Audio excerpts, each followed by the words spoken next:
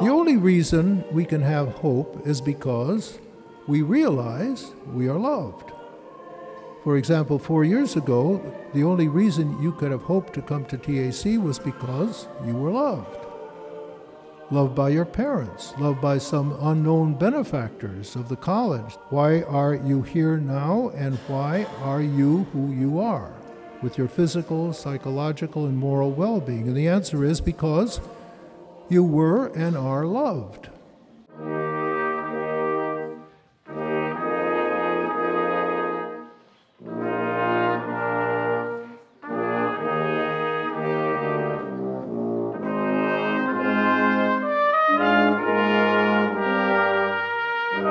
It is my privilege and my pleasure to welcome you to our 38th Commencement. Under the banner of the teaching church, and in the spirit of the angelic doctor whose name we bear, we will confer our degree on the members of the class of 2012, on those who, without you, would not have reached this goal. What could be more free and liberal than to love all our fellow men, regardless of their place or character, with a love that overcomes all obstacles and unites inexorably and yet with no coercion? This ultimately is the fire of which St. Catherine speaks in our class quote, with which we are to ignite the world. This is how we can ultimately be united, not only as a class or a school in our study of the true and the good, but as children of the self-subsisting true and good. This is how we can rise together and converge in eternity. And so, onwards and upwards, class of 2012. May God bless you and speed you on your way. Thank you.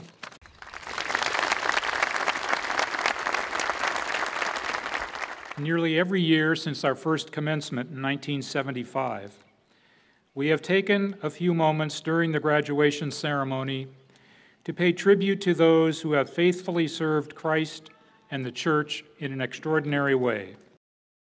It is a great joy for us to have Mother Assumpta with us today and to bestow on her the St. Thomas Aquinas Medallion.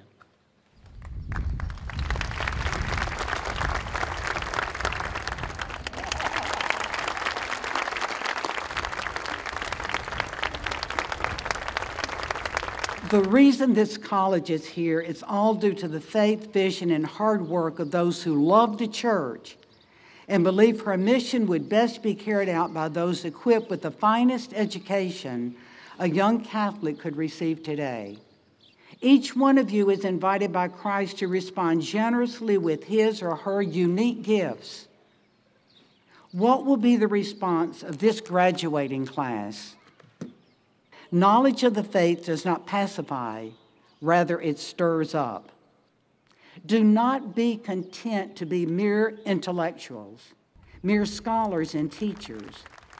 Be intellectuals bearing Christ into oftentimes an empty, hungry world. Be the joy-filled Thomists, the passionate lovers, the convicted thinkers of this age. Do this, and you will become the saints for whom the world is waiting, loving, and living in joy. God bless you. Thank you. Each of you must so live your life that when you are to meet your Maker, you can say, as did the angelic doctor, as you receive the Eucharist for the last time, I receive thee, price of my redemption, viaticum of my pilgrimage, for love of whom I have fasted, prayed, taught, and labored. Never have I said a word against thee.